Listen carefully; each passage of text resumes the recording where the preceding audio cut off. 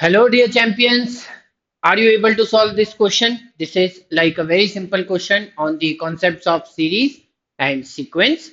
Actually, it is based on the difficulty level of these two exams, CULEE and Maharashtra CET 2025. If you are able to solve it, that is very good.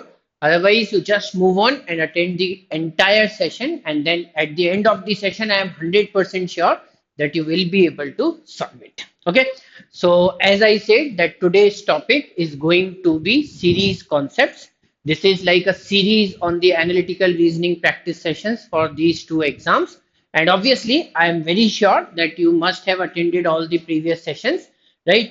और ये है हमारा session number 4। इसके पहले के sessions में हम सिलोजिज्म्स cover कर चुके हैं, कोडिंग डिकोडिंग कवर कर चुके हैं, ब्लड रिलेशन के कॉन्सेप्ट्स कवर कर चुके हैं, और सारे सेशंस जो है वो बहुत कॉम्प्रिहेंसिव मैनर में हुए हैं। अगर आपने एक बार सेशन में से पूरे सेशन को देख लिया तो आपका थ्योरी पार्ट एकदम 100% कवर हो जाएगा। उसके बाद फिर प्रैक्टिस तो आपको लगातार एग्जाम तक करते रहना है। ठीक है, तो इस सेशन में भी हमारा टारगेट यही रहेगा कि आपको अच्छे से सारे कॉन्सेप्ट समझ में आ जाएं और उसके बाद फिर आप अच्छे से प्रैक्टिस करते रहिए, तो 100% आपका एग्जाम जो होगा वो बहुत अच्छा जाने वाला है। तो हम सबसे पहले नंबर सीरीज को समझ लेंगे। ठीक है, अगर हम सीरीज में नंबर्स को यूज कर रहे हैं तो वो नंबर सीरीज कहलाती है। अगर हम लेटर्स को यूज कर रहे हैं तो अल्फाबेट सीरीज। नंबर्स और लेटर का कॉम्बिनेशन भी यूज हो सकता है, कॉन्सेप्ट सेम ही रहते हैं। तो हमें कॉन्सेप्ट तो बेसिकली नंबर्स के ही समझना है। अल्फाबेट सीरीज में तो वही कॉन्सेप्ट लगते हैं जो कोडिंग डिकोडिंग में लगते हैं, मतलब प्लेस वैल्यू का कॉन्सेप्ट होता है। बस हमें इतना पता होना चाहिए कि ए की वैल्यू 1 होती है, बी की वैल्यू 2 होती है, सी की वैल्यू 3 होती है, एंड सो ऑन, जेड की वैल्यू 26 होती है। उसी के बेसिस पे फिर हम इसको सॉल्व कर पाएंगे। उसके बाद अगर हम देखें तो अल्फा न्यूमेरिक सीरीज में नंबर और अल्फाबेट का कॉम्बिनेशन रहता है, and then we will see some practice questions. तो सबसे पहली बात कि अगर हम नंबर सीरीज की बात करें तो नंबर सीरीज में आगे बढ़ने के लिए सबसे पहले तो कुछ इंपॉर्टेंट टाइप के नंबर्स होते हैं जो हमें पता होने ही चाहिए, right. I am very sure कि आप जानते हैं कि प्राइम नंबर जो होता है, सबसे छोटा प्राइम नंबर होता है 2, उसके बाद 3, उसके बाद 5, उसके बाद 7, फिर 11, फिर 13, फिर 17 एंड सो ऑन।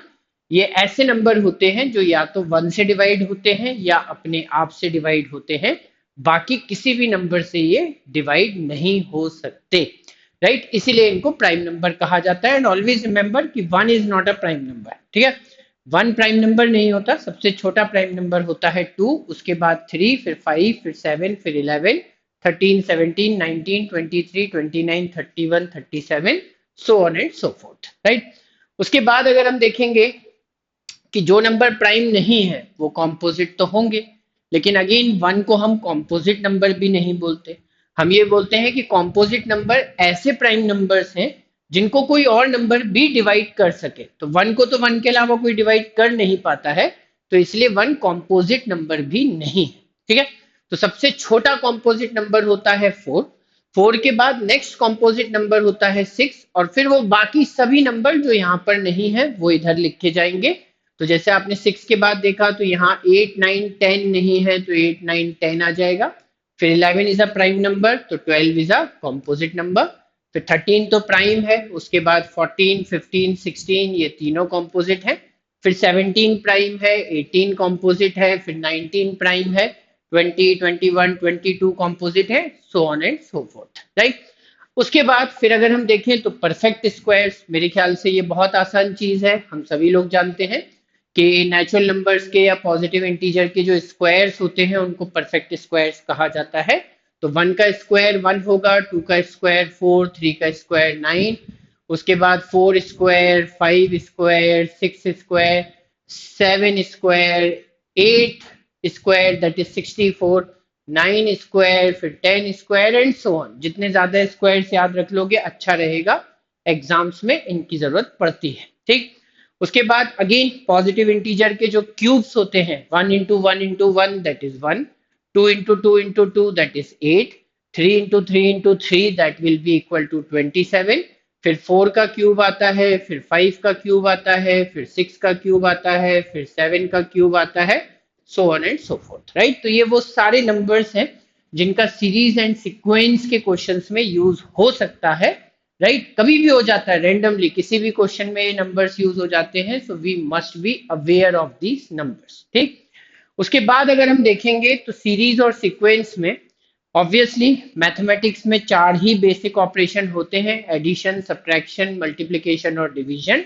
सीरीज में भी हम इनका ही यूज करते हैं, राइट। या तो कुछ एडिशन हो रहा होगा लगातार सेम नंबर का या अलग अलग नंबर का, या फिर सब्ट्रैक्शन होगा, मल्टीप्लिकेशन होगा, डिवीजन होगा, या इनका कॉम्बिनेशन हो सकता है। फॉर एग्जाम्पल, जैसे मैंने आपसे ये बोला कि किसी सीरीज की पहली टर्म जो है वो 3 है, उसके बाद नेक्स्ट टर्म जो है वो आ जाती है 5, फिर उसके बाद अगर हम देखें तो नेक्स्ट टर्म जो है वो हो जाती है 8, 8 के बाद नेक्स्ट टर्म होती है 12, 12 के बाद नेक्स्ट टर्म होती है 17, तो अब नेक्स्ट टर्म क्या होगी?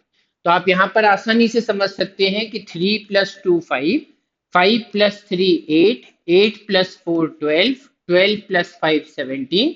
तो हर बार 2 3 4 5 ऐड हो रहा है, विच मीन्स कि अब हमें 6 ऐड करना पड़ेगा, so the next term must be 23। तो इस तरीके से हम किसी भी सीरीज के नेक्स्ट टर्म को निकाल सकते हैं। समझ लीजिए कि दो टर्म्स के बीच का डिफरेंस क्या है। ये बात समझ में कैसे आएगी? तो ऑब्वियसली अगर टर्म्स एक दूसरे के बहुत क्लोज क्लोज है, पास पास है, तो एडिशन का कॉन्सेप्ट हो सकता है, ठीक है। मल्टीप्लीकेशन तब लगता है जब टर्म्स एक दूसरे से काफी दूर हो। आपको ये बात समझ में आती है पहली और आखिरी टर्म को देखकर। फॉर एग्जाम्पल, जैसे मैंने आपसे ये बोला कि हमारा जो पहला टर्म है वो है 4, ठीक है। सेकंड टर्म जो है, लेट्स से कि हमने सेकंड टर्म भी 4 रखा, राइट। उसके बाद नेक्स्ट टर्म जो है वो हमारा हो गया 16, नेक्स्ट टर्म जो है वो हो गया 144, और फिर अब हमें नेक्स्ट टर्म बताना है। तो अब अगर यहाँ ध्यान से देखोगे तो चार टर्म दिए हैं, पहला टर्म 4 है, फोर्थ टर्म 144 है, अचानक से बहुत बड़ा हो रहा है, मतलब यहाँ मल्टीप्लीकेशन होना चाहिए। अगर हम ध्यान से देखें तो ये 4 × 1 4 है, फिर 4 × 4 16 है, और 16 × 9 जो है वो 144 है। ये 1 का स्क्वायर, ये 2 का स्क्वायर, ये 3 का स्क्वायर, मतलब अब 4 का स्क्वायर आएगा, तो 144 में इंटू 16 करना पड़ेगा, राइट। इंटू 16 करोगे so that will come out to be 2304, multiply करके देख लो, है ना। तो इस तरीके से हमारे सीरीज के कॉन्सेप्ट्स बनते हैं। स्पेशल नंबर्स का भी यूज होता है, जो मैंने आपको चार टाइप के नंबर बताए, प्राइम, कॉम्पोजिट, स्क्वायर और क्यूब, उनका भी यूज होता है, और बाकी अलग अलग तरीके के लॉजिक हो सकते हैं, ठीक है। उसके बाद सब्ट्रैक्शन का कॉन्सेप्ट ऑब्वियसली लग सकता है, इसी को उल्टा कर देंगे तो सब्ट्रैक्शन है। मान लो मैंने सीरीज को यहाँ से स्टार्ट करूं और पीछे जाऊं तो वो माइनस में चला जाएगा। मजा तब आता है जब इनके कॉम्बिनेशंस बनते हैं, ठीक है। जैसे अगर मैं ये बोलूं कि किसी सीरीज का पहला टर्म है 7, उसके बाद नेक्स्ट टर्म है 13, फिर नेक्स्ट टर्म है 25, फिर नेक्स्ट टर्म है 49, फिर नेक्स्ट टर्म है 97, एंड सो ऑन। तो अब अगर आप ध्यान से देखोगे तो आपको ये पता चलेगा कि यहाँ पे 7 × 2 14 होता है, उसमें से हमने -1 कर दिया। फिर 13 × 2 26 होता है, फिर -1 कर दिया। 25 × 2 जो है वो होता है 50, -1 इज 49। 49 × 2 होता है 98, -1, तो अब नेक्स्ट टर्म 97 × 2 -1 आना चाहिए, जो कि हो जाएगा 194 -1, मतलब 193, ठीक है। इन दी सेम वे डिवीजन को भी हम इन सब चीजों के साथ कंबाइन कर सकते हैं, दैट इज डेफिनेटली पॉसिबल। हम ये कह सकते हैं कि अच्छा चलो मान लो कि हमारा जो पहला नंबर है वो है 64, राइट। उसके बाद जो नेक्स्ट नंबर है वो है 30, ठीक है। नेक्स्ट नंबर जो है वो हो गया 13, और नेक्स्ट नंबर जो है वो हो गया 4.5। तो अब आपको बताना है कि नेक्स्ट नंबर क्या होगा। लॉजिक समझेंगे तो लॉजिक समझ में आएगा कि सबसे पहले हमने 64 को 2 से डिवाइड किया 32, और 32 में से -2 कर दिया। उसके बाद 30 को 2 से डिवाइड किया तो वो 15 आया, 15 में से -2 किया तो 13, फिर 13 को 2 से डिवाइड किया तो आएगा 6.5, फिर -2 किया तो 4.5, एंड सो ऑन। तो इसी तरीके से आगे के टर्म्स हम कैलकुलेट कर सकते हैं, है ना।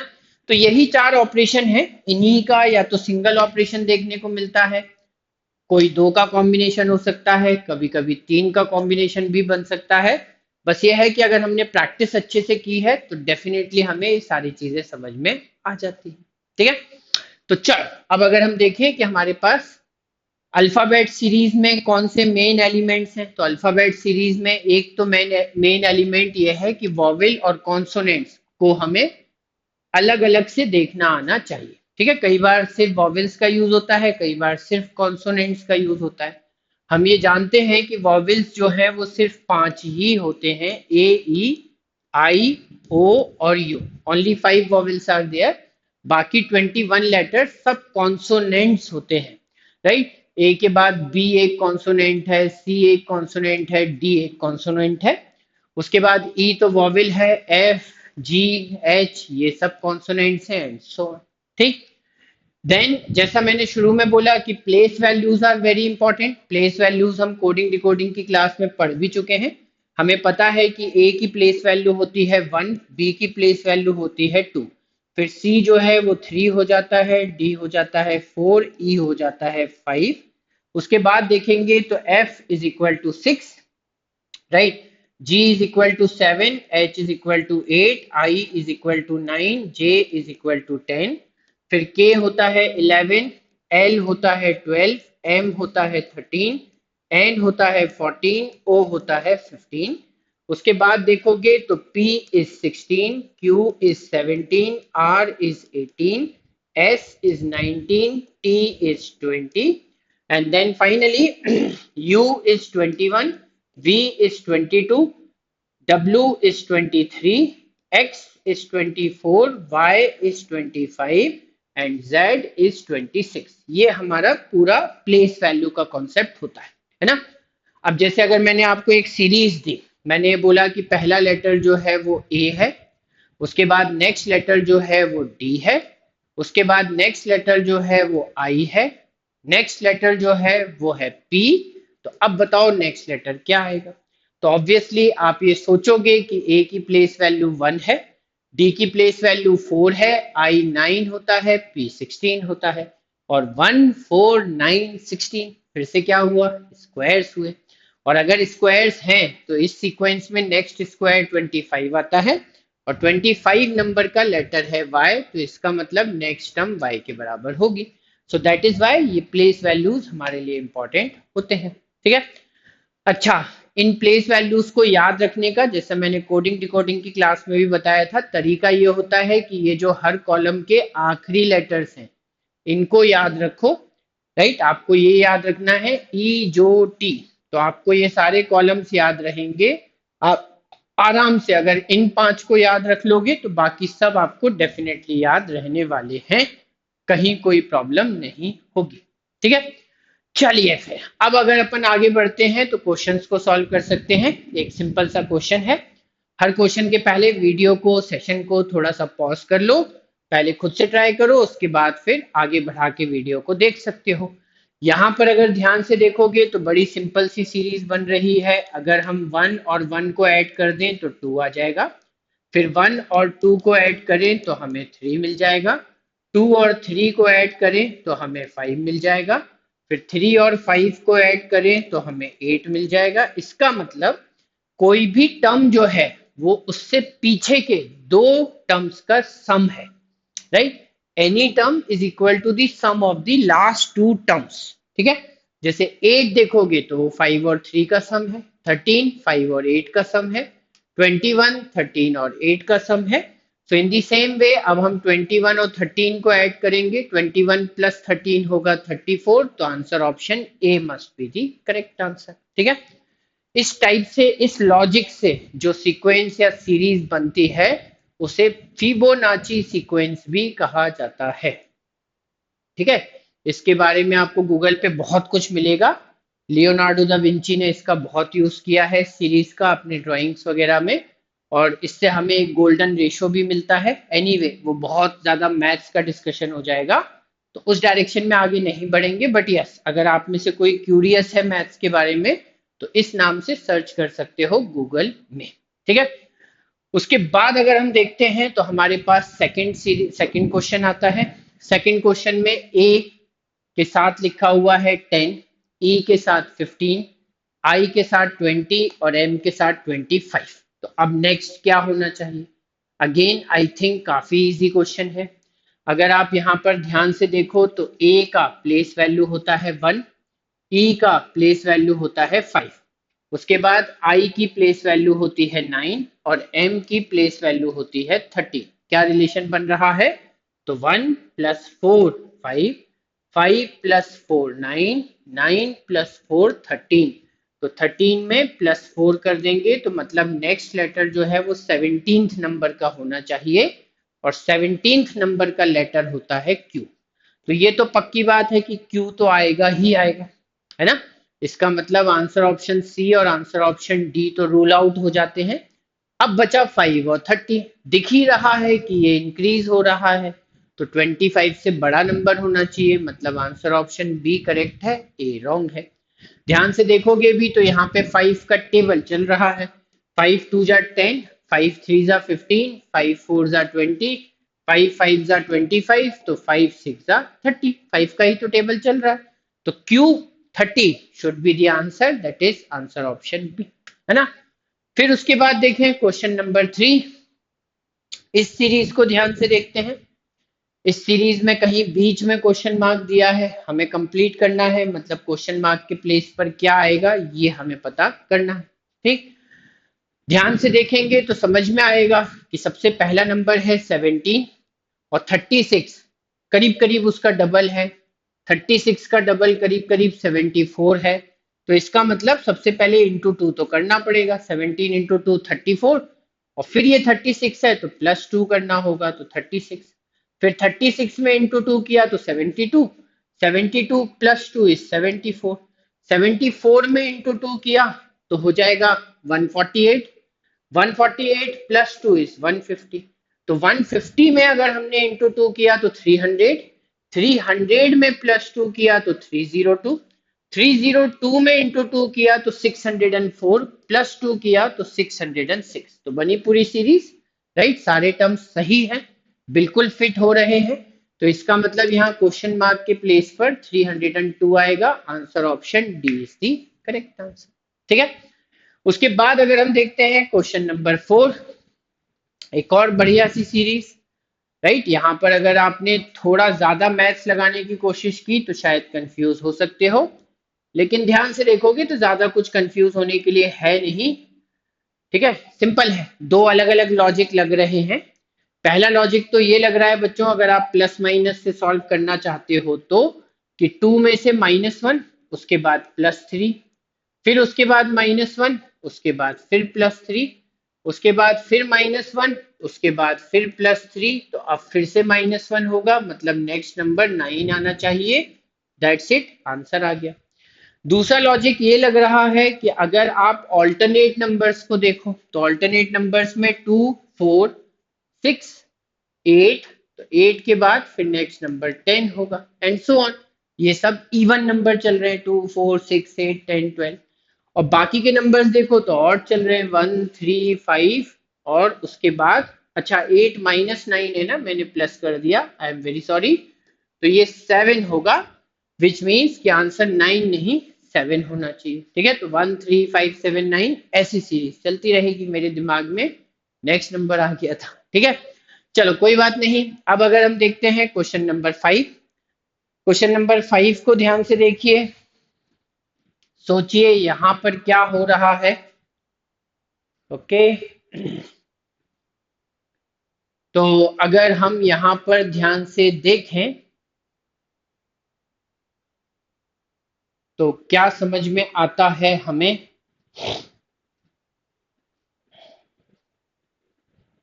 ओके,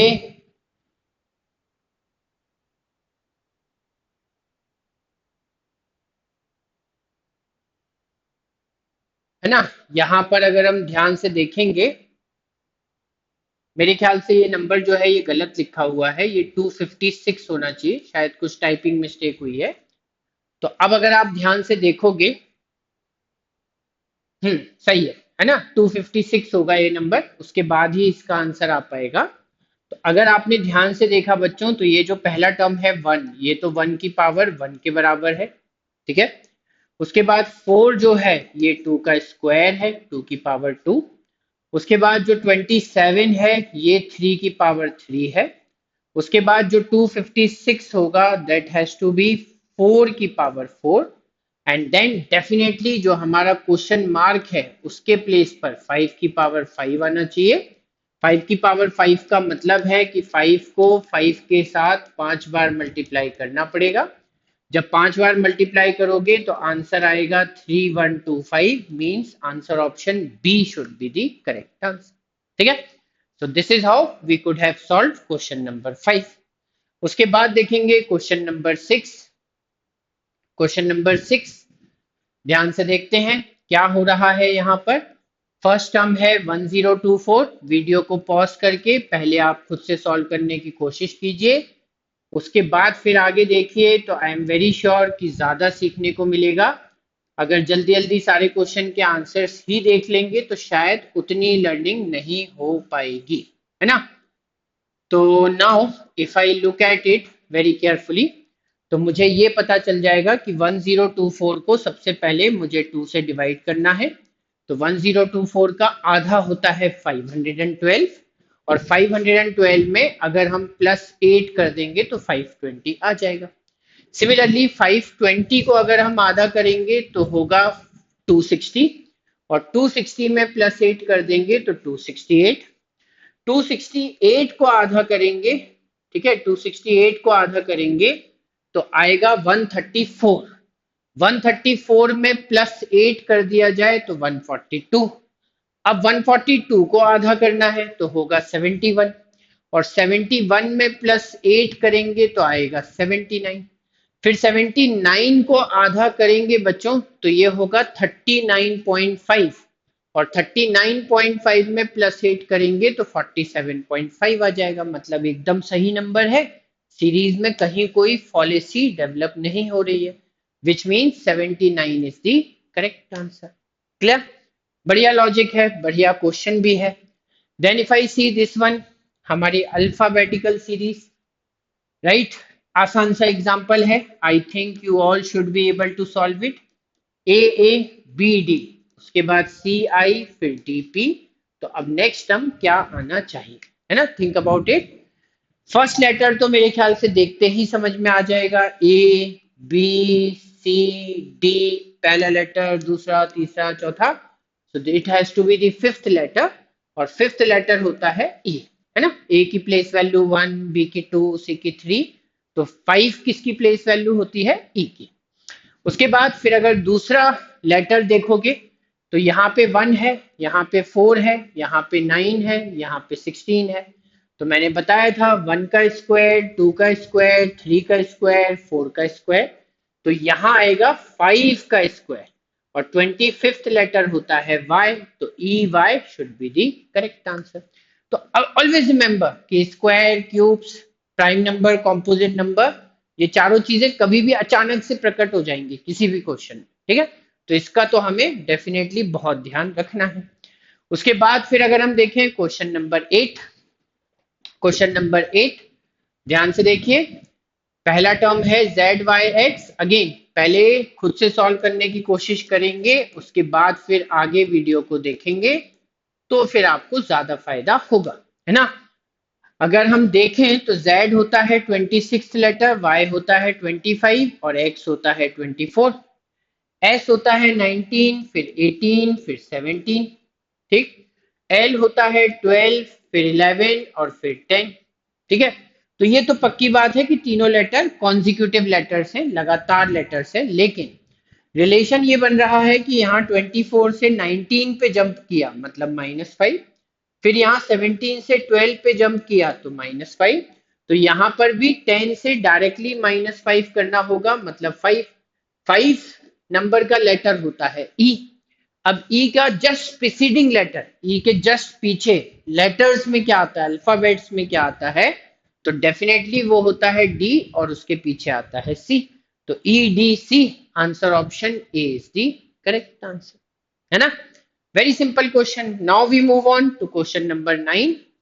क्वेश्चन नंबर 9 में अगर हम देखते हैं तो हमारी जो पहली टर्म है वो है B F G, second term है H L M, third term है NRS, और हमें फोर्थ टर्म जो है वो फाइंड आउट करनी है।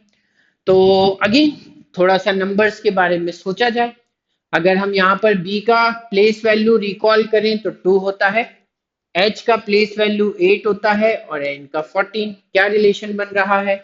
2 प्लस 6 इज 8, 8 प्लस 6 इज 14। तो उस हिसाब से यहाँ पर प्लस 6 होगा, 14 प्लस 6 20, और 20th नंबर का लेटर होता है T, है ना। उसके बाद अब अगर देखें तो यहाँ पे भी टी है, यहाँ पे भी टी है, यहाँ पर भी टी है, तो ये सही नहीं है। बाकी तीनों में से कुछ भी आंसर हो सकता है। ठीक। उसके बाद देखा जाए तो एफ होता है 6, एल होता है 12 और आर होता है 18। तो बच्चों यहाँ भी प्लस 6 हो रहा है। 6 और 12 के बीच में प्लस 6 है, 12 और 18 के बीच में भी प्लस 6 है, तो यहाँ पर भी प्लस 6 होना चाहिए, मतलब 24। 24th लेटर होता है एक्स, तो टी एक्स होगा। अब टी एक्स वाला तो एक ही ऑप्शन है, so this has to be the correct answer option, ये रॉन्ग हो जाएगा। बाकी आप चाहो तो नेक्स्ट लेटर भी निकाल सकते हो, दिस इज 7, एम होता है 13, तो अगेन 7 प्लस 6 13, 13 प्लस 6 19, तो 19 प्लस 6 इज 25, और वो हो जाएगा वाई। ठीक। ऐसे भी देख सकते हो कि एफ और जी कॉन्सिक्यूटिव है, एल और एम कॉन्सिक्यूटिव है, आर और एस कॉन्सिक्यूटिव है, तो एक्स के बाद एक्स का फॉलोइंग लेटर ही आएगा, मतलब वाई ही आएगा। ठीक। Then we move on to question number 10। Question number 10 में हमारा जो पहला वर्ड है वो है एक्ट, दूसरा वर्ड है एग, तीसरा वर्ड है इंक। ठीक है। अब हमें बताना है कि यहाँ पे फोर्थ वर्ड क्या होना चाहिए। मैंने आपको बताया था कि लेटर्स में एक इंपॉर्टेंट कॉन्सेप्ट होता है वॉवेल्स और कॉन्सोनेंट्स का भी। तो अगर हम ध्यान से देखें तो यहाँ पे वॉवेल जो है वो पहला वॉवेल है, ए ई आई ओ यू, तो ये दूसरा वॉवेल होता है, आई तीसरा वॉवेल होता है, तो चौथा वॉवेल क्या होता है? ओ, मतलब आंसर तो ओ से ही स्टार्ट होगा। ओ से स्टार्ट होने वाला एक ही वर्ड हमें दिया हुआ है, so it has to be the correct answer. अब आप ये बोलेंगे सर यहाँ पे बाकी लेटर देखने की जरूरत नहीं है क्या? तो नहीं है, क्योंकि बाकी लेटर्स जो हैं वो कोई पैटर्न बना नहीं रहे हैं। ठीक है, पैटर्न नहीं बन रहा है। पैटर्न सिर्फ ये बन रहा है कि हमें वॉवेल से स्टार्ट होने वाले वर्ड्स चाहिए, और वॉवेल्स का सीक्वेंस होता है ए ई आई ओ यू, मतलब इसके बाद जो वर्ड आएगा वो यू से स्टार्ट होना चाहिए। ठीक है। Then we move on and try to solve question number 11। Again letters की बात हो रही है, तो उनके place values will be very important for us. Place values याद कर लोगे तो अच्छा रहेगा, कोडिंग डिकोडिंग में भी फायदा मिलेगा। इस टाइप के क्वेश्चंस में भी आपको जल्दी जल्दी चीजें समझ में आ जाएंगी। अगर हम ध्यान से देखें तो P होगा 16, K होगा 12, G होता है 7, T होता है 20, X होता है 24, C होता है 3, O होता है 15 और L होता है 12। अब कहीं पर कोई सीरीज बनती हुई दिख रही है क्या? है ना। तो हमको एक चीज यहाँ पर समझ में आ रही है कि ऑल्टरनेट टर्म्स में कुछ रिलेशन है। क्या रिलेशन है? 16 प्लस 8 24। यहाँ पर देखोगे तो ओके, जे के, मेरे ख्याल से मैंने ये 12 गलत लिखा है, ये 11 है। यस 11 है, के इज 11। तो 11 माइनस 8 इज 3। देखो ये प्लस 8 हो गया, ये माइनस 8 हो गया। इन द सेम वे यहाँ देखोगे तो 7 प्लस 8 15 और 20 माइनस 8 इज 12। राइट। तो इसका मतलब प्लस 8 और माइनस 8 का रिलेशन है, लेकिन ऑल्टरनेट टर्म्स के बीच में। तो ऑल्टरनेट टर्म्स के बीच में मतलब अब ये वाली जो टर्म होगी वो इससे रिलेट होगी, तो यहाँ पे 24 प्लस 8 आना चाहिए, और यहाँ पे 3 माइनस 8 आना चाहिए। अब आप ये बोलोगे सर ये क्या बवाल है, 24 में प्लस 8 करेंगे तो हमारे पास आ जाएगा 32। अब 32 नंबर का तो कोई लेटर होता नहीं है। 3 में भी माइनस 8 करेंगे तो -5 आएगा, ये भी कोई लेटर नहीं होता। तो अब ध्यान से सुनो मेरी बात, कि जब हम ये बोलते हैं कि A1 है एंड सो ऑन Z26 है, तो जब हमें Z से आगे बढ़ना होगा तो वापस से A आ जाएगा, A फिर कितना हो जाएगा, ए हो जाएगा 27, फिर बी जो है वो हो जाएगा 28, सी हो जाएगा 29, डी हो जाएगा 30, ई हो जाएगा 31 और एफ हो जाएगा 32। तो यहाँ पे अगर 32 आ रहा है मतलब ये एफ होना चाहिए, और एफ से स्टार्ट होने वाला एक ही आंसर ऑप्शन है, so it has to be correct. अब इसी लॉजिक से सोचो कि -5 क्या होगा।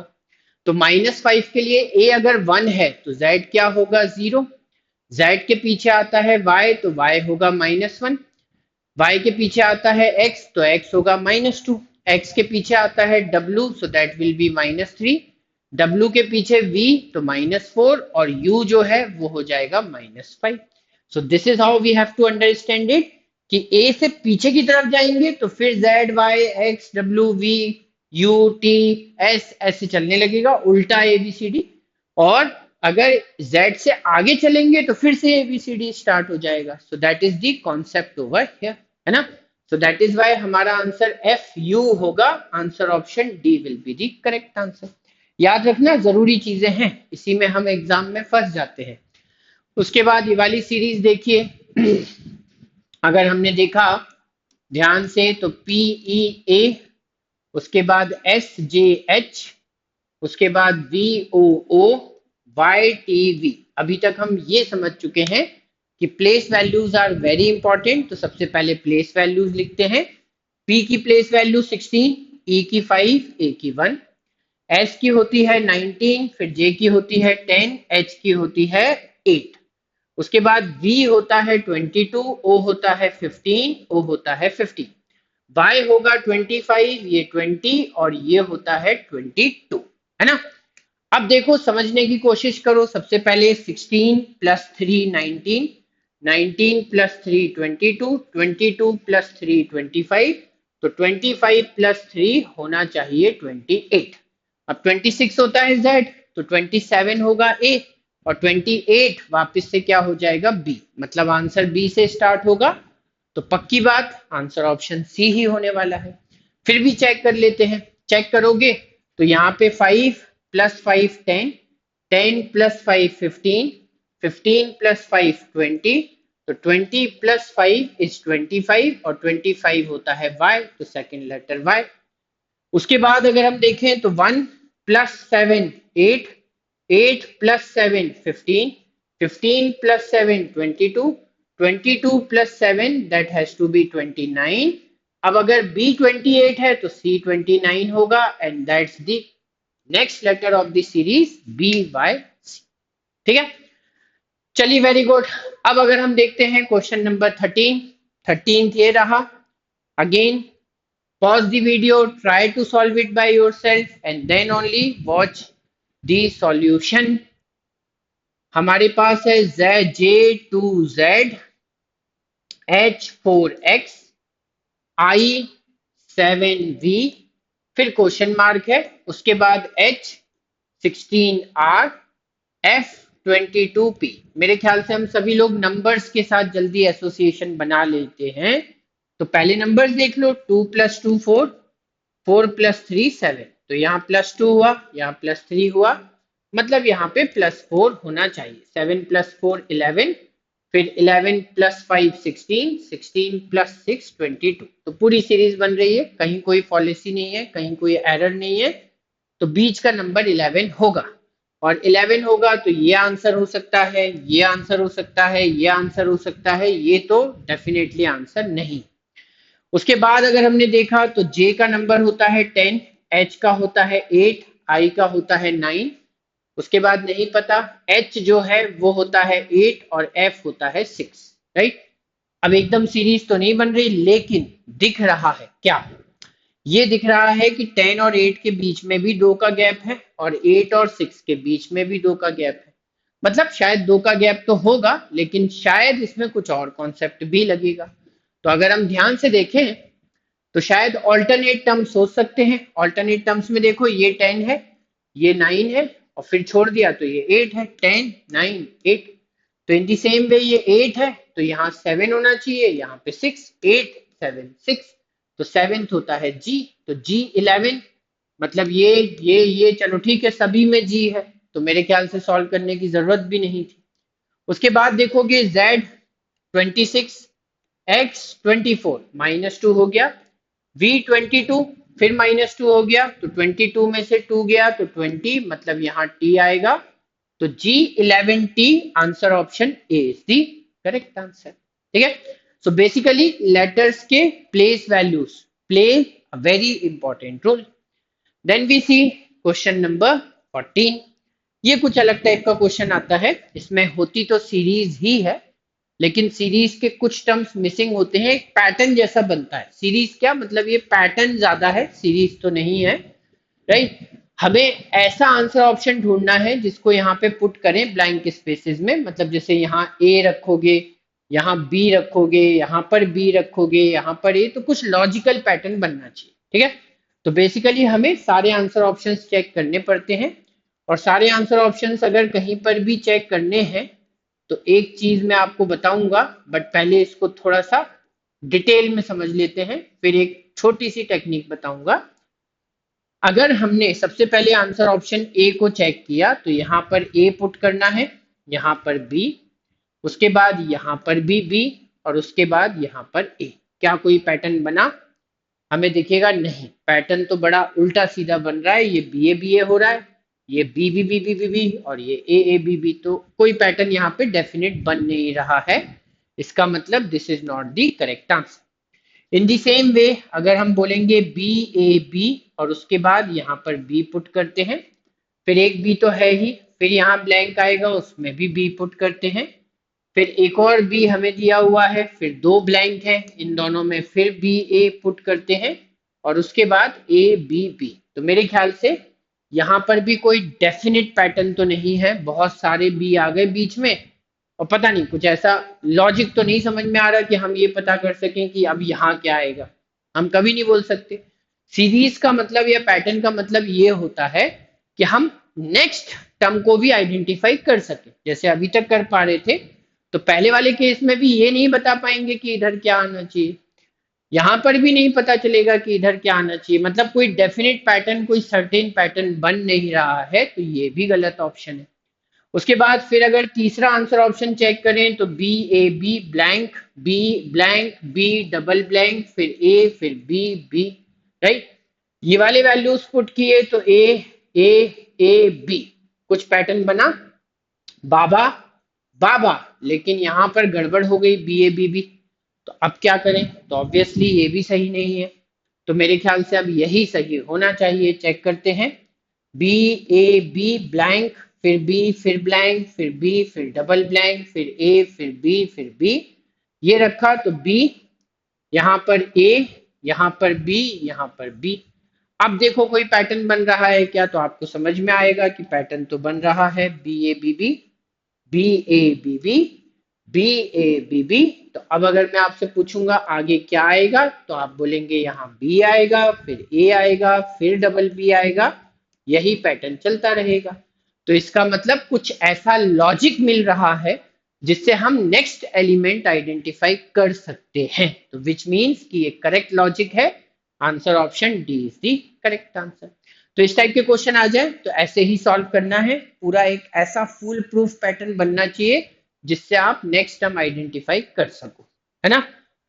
इसमें मैं एक छोटी सी ट्रिक ये बता रहा था कि कोई सा भी सेक्शन हो, मैथ्स इंग्लिश रीजनिंग कुछ भी हो, अगर क्वेश्चन बनाने वाला ये चाहता है या ये जानता है कि आप आंसर ऑप्शंस का यूज करेंगे, तो वो यूजुअली आपको पहले दो आंसर ऑप्शन में तो राइट आंसर नहीं देता। वो चाहता है कि आपका टाइम बर्बाद होना चाहिए, वेस्ट होना चाहिए। तो इस केस में जब भी आपको ऐसा लगे कि आंसर ऑप्शन से ही क्वेश्चन सॉल्व होगा, तो हमेशा पहले लास्ट के दो आंसर ऑप्शन पहले चेक करो। 10 में से 9 क्वेश्चन में आपको बहुत फायदा होगा। कभी कभी एक आध क्वेश्चन हो सकता है जिसमें आपका आंसर ए बी आ जाएगा, अदरवाइज 90% क्वेश्चन में आपका आंसर सी या डी ही आने वाला है। ठीक है। चलो अब अगर हम आगे बढ़ते हैं, क्वेश्चन नंबर 15 देखते हैं। तो एक और नंबर सीरीज, है ना। मेरे ख्याल से इस टाइप का एक एग्जाम्पल हमने किया भी हुआ है पहले के क्वेश्चंस में। ध्यान से देखें तो अच्छा, इसमें हमें बताना है रॉन्ग टर्म। ये एक अलग टाइप का कॉन्सेप्ट है, रॉन्ग टर्म। मतलब इसमें कुछ तो लॉजिक बन रहा होगा और कहीं पर जाकर वो लॉजिक ब्रेक होता होगा, तो वो टर्म हमारी रॉन्ग होगी। तो अगर आप लॉजिक को समझो, तो सबसे पहली बात यह है कि 534 को करीब करीब आधा करना पड़ेगा। तो अगर 534 को आधा किया बच्चों, 2 से डिवाइड किया, तो 520 का आधा 260 और 14 का आधा 7, तो ये होगा 267। फिर उसमें से -1 किया तो आएगा 266। अब उसके बाद 266 को आधा किया तो बचे तो आएगा 133, -1 किया तो 132। यहां तक सब सही चल रहा है। अब 132 को आधा किया, तो 132 को आधा किया तो आएगा हमारे पास 66, -1 किया तो यहां पर 65 आना चाहिए था। अब देखते हैं, अगर यहाँ 65 आना चाहिए था तो क्या आगे की सीरीज सही चलेगी। 65 को अगर हम आधा करें तो आएगा 32.5, उसमें से -1 किया तो 31.5, बिल्कुल सही चल रहा है। 31.5 को अगर हम आधा करें तो 2 1 जा 2, बचेगा 1 11, 2 5 जा 10, बचेगा 1 15, तो 2 7 जा 14, बचेगा 1 10, 2 5 जा 10। 15.75 में से -1 किया तो 14.75, बिल्कुल सही चल रहा है। इसका मतलब अगर यहाँ 64 की जगह 65 आ जाए तो सब सही है, विच मीन 64 रॉन्ग टर्म है। Answer option C is the correct answer. तो जब हम नेक्स्ट टर्म मतलब पैटर्न आइडेंटिफाई करने की, सीरीज का लॉजिक आइडेंटिफाई करने के मेथड्स पता कर लेते हैं, बहुत सारी प्रैक्टिस कर लेते हैं, तो फिर हमसे रॉन्ग टर्म वाले क्वेश्चंस भी जल्दी जल्दी सॉल्व हो जाते हैं। रॉन्ग टर्म फाइंड आउट करना या रॉन्ग टर्म आइडेंटिफाई करना should be our last step, एकदम शुरुआत में नहीं करना, क्योंकि आपको सीरीज में उतनी प्रैक्टिस है नहीं। रॉन्ग टर्म करने जाओगे सीधे तो फिर आप कई बार गड़बड़ कर सकते हो, आपको समझ में नहीं आएगा कि कौन सी टर्म रॉन्ग है। तो इसलिए पहले नेक्स्ट टर्म की अच्छे से प्रैक्टिस करो, राइट, पैटर्न समझने की अच्छे से प्रैक्टिस करो, उसके बाद लास्ट में फिर रॉन्ग टर्म की प्रैक्टिस कर लेना, है ना। चलो तो फिर इस सेशन को यहीं पर फिनिश करेंगे। एक बार फिर से आप सभी लोगों के लिए चैलेंज वाला क्वेश्चन, इस क्वेश्चन का आंसर अगर अब आप निकाल पा रहे हो तो कमेंट बॉक्स में लिखो, बताओ इसका आंसर क्या होना चाहिए। अगर आपका आंसर करेक्ट आता है तो डेफिनेटली हमारी तरफ से आपको एक हार्ट जरूर मिल जाएगा, राइट। और इसके अलावा हो सकता है शायद आपको एक अच्छा सा कमेंट भी मिल जाए। तो चलिए फिर आज की क्लास को यहीं खत्म करते हैं। Thank you very much for watching. आप सभी लोग क्लास को शेयर कीजिए, सब्सक्राइब कीजिए चैनल को और लाइक कीजिए, राइट। तो लाइक शेयर सब्सक्राइब ये आप डेफिनेटली हर सेशन के लिए अलग से बोलने की जरूरत नहीं है, हमेशा करते रहो। उसके बाद टेलीग्राम चैनल ज्वाइन कर सकते हो, इंस्टाग्राम चैनल ज्वाइन कर सकते हो, यूट्यूब चैनल तो डेफिनेटली सब्सक्राइब कर ही लेना चाहिए, बहुत इंपॉर्टेंट सेशंस आते हैं। पोर्टल पर आपको बहुत यूजफुल इंफॉर्मेशन मिल जाएगी, यहाँ पर ईमेल करके आप कोई पर्टिकुलर इंफॉर्मेशन ले सकते हो, और ये है कॉन्टैक्ट नंबर, इस पे कॉल करके भी किसी भी टाइप की कोई पर्टिकुलर इंफॉर्मेशन चाहिए तो वो यहाँ से भी ऑब्टेन की जा सकती है, ठीक है। So have a nice time, have a wonderful time, enjoy yourself, अपनी हेल्थ और फिटनेस का ध्यान रखिए, पढ़ते रहिए और आगे बढ़ते रहिए।